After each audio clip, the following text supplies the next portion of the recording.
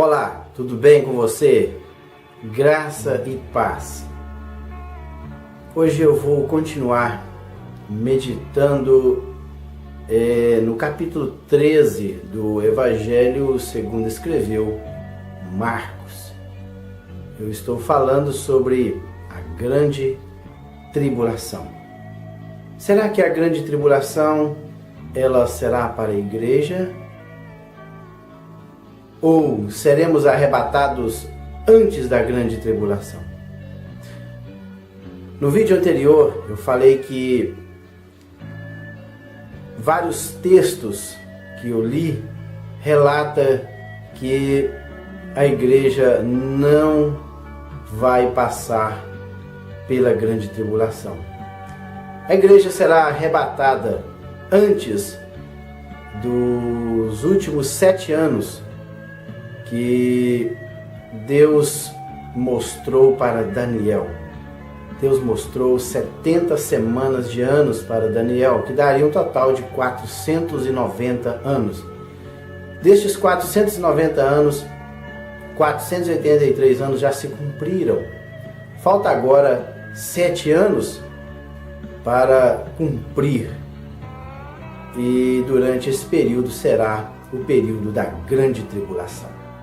Israel vai passar pela grande tribulação, e aqueles também que não estarão preparados para o retorno do Messias para buscar a sua igreja. E hoje nós vamos continuar falando. Já falei sobre a destruição de Jerusalém no ano 70, e hoje eu vou falar a partir do versículo 5 do capítulo 13 de Marcos. E Jesus começa assim: Jesus lhe disse: cuidado, que ninguém os engane. Muitos virão em meu nome, dizendo, sou eu, e enganarão a muitos. Quando ouvirem falar de guerras e rumores de guerra, não tenham medo. É necessário que tais coisas aconteçam, mas ainda não é o fim. Ponto. Então, essa primeira declaração de Jesus aqui foi assim: olha, virá falsos cristos. Inclusive, o problema de falsos cristos, eles têm perdurado desde que a igreja iniciou. Durante toda a história, nós deparamos com pessoas que se declararam o Messias. Então Jesus diz: olha, não se enganem, muitos virão em meu nome, dizendo eu sou o Cristo. Aqui mesmo no Brasil existe um homem que se intitula o Cristo. Em outros países, na América Central, também tem um homem que se intitula o Cristo. Nos dias atuais, no passado também já aconteceu isso. Vários homens se levantaram se intitulando o Cristo. E Jesus, ele diz na sua palavra: não, que ninguém os engane. Muitos virão em meu nome, dizendo, sou eu. E enganarão a muitos. E é impressionante, aqui no Brasil, um certo cidadão se intitulando o Cristo, ele tem vários seguidores. Outro também na América Central, ele se intitula o Cristo, ele tem muitos seguidores, tem uma rede de televisão, e essas pessoas encontram com facilidade seguidores. Mas Jesus diz que enganarão a muitos, mas que nós tivéssemos cuidado para não sermos enganados. E ele diz outra coisa também. Mas ele falou assim: olha, isso aí não é sinal da minha volta. O aparecimento de falsos cristos não é sinal da minha volta. Ele continua ainda: quando ouvires falar de guerras, rumores de guerra, não tenha medo. Guerras e rumores de guerras não é sinal para a volta de Cristo. Ele diz aqui: é necessário que tais coisas aconteçam, mas ainda não é o fim. Tudo isso que está acontecendo não é o fim. Sabe por quê? Guerras, desde o período antes de Cristo, já houve numerosas guerras. Muitas guerras aconteceram na história da humanidade. Recentemente, no século XX, muito próximo, nós tivemos duas grandes guerras. Nós tivemos a Primeira Guerra Mundial, que ceifaram milhões de vidas. Tivemos a Segunda Guerra Mundial, onde milhões de vidas também foram ceifadas. E tivemos muitas guerras depois dessas duas grandes guerras. E anterior ao século XX também tivemos muitas guerras. Então Jesus fala, quando você ouvir falar de guerras e de rumores de guerra, não precisam ficar preocupados, que isso não é o sinal da minha volta. E ele dá um ponto aqui, o nosso escritor, o Marcos, ele para uma linha de raciocínio e continua. Nação se levantará contra nação, reino contra reino. Agora ele adiciona mais uma coisa. Haverá terremotos em vários lugares. Não diz aqui que todo o planeta Terra seria sacudido, mas em vários lugares haveriam terremotos. Também fomes. Agora sim, essas coisas são o início das dores. São o início ainda das dores. Terremotos, nação se levantando contra nação, reino contra reino. Então, ele diz, isso agora sim, agora é o início ainda. Isso não é a grande, isso é o início. Porque terremotos também já houveram muitos terremotos. Mas o fato é que nos últimos anos, ou nos últimos séculos, os números de terremotos eles têm aumentado assim de uma forma assustadora. E eles têm ceifado muitas vidas. Eu creio que o número em intensidade é que realmente mostra o início das dores. E ele fala também de fomes. Hoje tem muita fome em diversos países, até mesmo no Brasil, em algumas regiões do sertão, do Nordeste, periferias de cidades. Existem pessoas passando fome no interior da África, muitos países passando fome. Isto ainda não é o fim. Ele diz que é o princípio de tudo isso. E ele continua. Fiquem atentos, pois serão entregues aos tribunais e serão açoitados nas sinagogas por minha causa. Veja bem que ele fala aqui de açoitados em sinagogas. Não é para os cristãos. Os cristãos, eles não se reúnem nas sinagogas. Hoje nós temos a igreja. Veja bem que isto aqui é para os judeus, aqueles que quiserem ser fiéis. Aqui sim começa a grande tribulação. Só que um período da grande tribulação, ele é um período de muita paz para aqueles que aceitarem o governo do anticristo. Mas para aqueles que não aceitarem o governo do anticristo, será um período muito cruel. Eles pagarão com as suas vidas o fato de seguirem fiéis a Cristo. Ele diz, serão açoitados nas sinagogas. Por minha causa, vocês serão levados à presença de governadores e reis, como testemunho a eles. E é necessário, olha, o versículo 10 é impressionante. E é necessário que o evangelho seja pregado a todas as nações.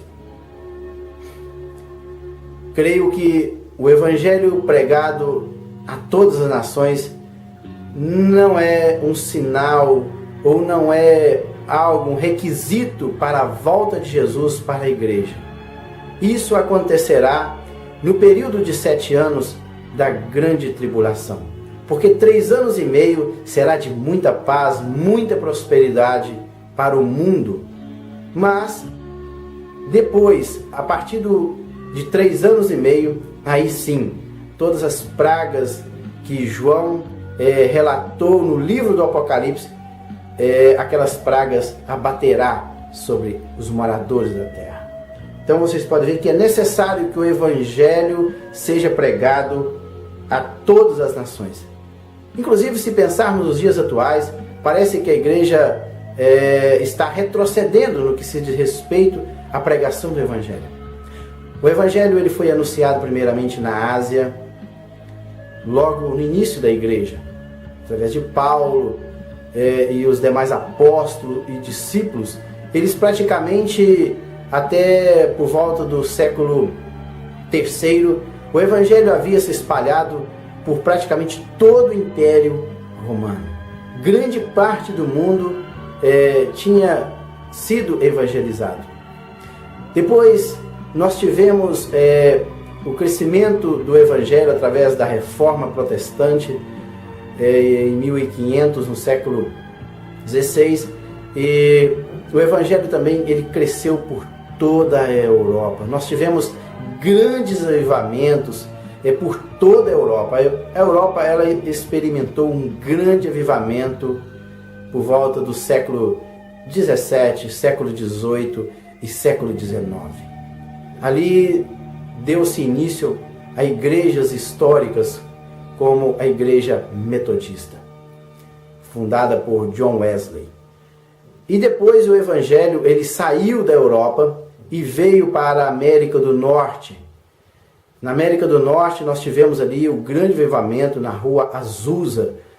Deste avivamento nós contemplamos aí o crescimento do Evangelho para muitas partes do mundo. Inclusive o Evangelho ele veio para o Brasil a partir do avivamento que teve na Rua Azusa depois de 1900 até 1911 aproximadamente. A Igreja Assembleia de Deus ela iniciou no Brasil em 1911 e a partir daí o Evangelho cresceu assim de forma tremenda, tanto na América do Norte, a América do Sul. E hoje, no século XXI, nós estamos contemplando aí a morte do cristianismo em partes da Ásia. Poucos são os cristãos que estão ali na Ásia, principalmente em países muçulmanos. São pouquíssimos os cristãos, e aqueles que ali estão, eles são clandestinos, estão escondidos e não podem praticamente anunciar a palavra. Na Europa nós vemos o crescimento do materialismo. O lugar onde eram imensas igrejas, hoje simplesmente elas não existem. Praticamente o cristianismo ele morreu na Europa. E nos Estados Unidos nós estamos vendo o cristianismo morrendo e surgindo seitas heréticas que distorcem completamente os princípios da palavra de Deus. E até mesmo no Brasil hoje nós estamos vendo também princípios da palavra de Deus sendo abandonado no Brasil. Parece que nós estamos vendo um retrocesso no que se diz respeito ao crescimento ou o anúncio do Evangelho. Por isso que eu creio que o anúncio do Evangelho em toda a sua plenitude ser pregado a todas as nações, ele será feito durante a grande tribulação. E ele será feito justamente por aquelas duas testemunhas do Apocalipse. E talvez, a Bíblia não faz menção disso, e talvez será feito também pelos 144 mil selados. Mas as duas testemunhas, elas levantarão justamente para anunciar a palavra de Deus. Então, eu creio que o Evangelho ser pregado a todo mundo, ele dará pleno cumprimento na grande tribulação. E continua ainda, e sempre que forem presos e levados a julgamento, não fiquem preocupados com o que vão dizer. Digam tão somente o que lhes for dado naquela hora, pois não serão vocês que estarão falando, mas o Espírito Santo. E está falando aqui para os judeus que forem levados à presença de governadores para prestar depoimento. Até porque o Espírito Santo, ele continuará ainda agindo aqui na terra, mas agora ajudando o povo judeu. Diz aqui que o Espírito Santo estará ajudando este povo a abrirem as suas bocas para falarem alguma coisa diante dos tribunais quando eles forem levados. E ele continua: o irmão trairá seu próprio irmão, entregando-o à morte. E o mesmo fará o pai a seu filho. Filhos se rebelarão contra seus pais e os matarão. Todos odiarão vocês por minha causa, mas aquele que perseverar até o fim será salvo. Então ele está dizendo aqui que no período da grande tribulação, em que esse falso Messias, esse falso Cristo se levantará, ele vai obrigar que todos o adorem. E algumas pessoas vão recusar a adorar esse falso Messias. Eles continuarão firmes na sua fé, adorando o único e verdadeiro Cristo, o Messias. E por causa disso, irmãos, pessoas da sua própria família, os entregarão para que eles sejam mortos durante este período. Filhos se rebelarão contra os seus pais. Todos odiarão vocês. Então, está dizendo que todos odiarão vocês por minha causa. Aqueles que, naquele dia, no período da grande tribulação, em que o Messias falso exigir total adoração, todos aqueles que se proclamar seguidor do verdadeiro Cristo, Jesus de Nazaré, ele será odiado. Todos, diz aqui, todos odiarão vocês por minha causa, mas aquele que perseverar até o fim será salvo. No próximo vídeo eu estarei dando continuidade à meditação deste capítulo lindo de Marcos 13. Hoje eu meditei sobre esse primeiro período aí de 3 anos e meio. Muita paz para aqueles que estarão seguindo o anticristo, mas muita perseguição para aqueles que não aceitarem a marca da besta, não aceitarem seguir o falso Messias. Até lá, que Deus em Cristo o abençoe, em nome de Jesus. Amém.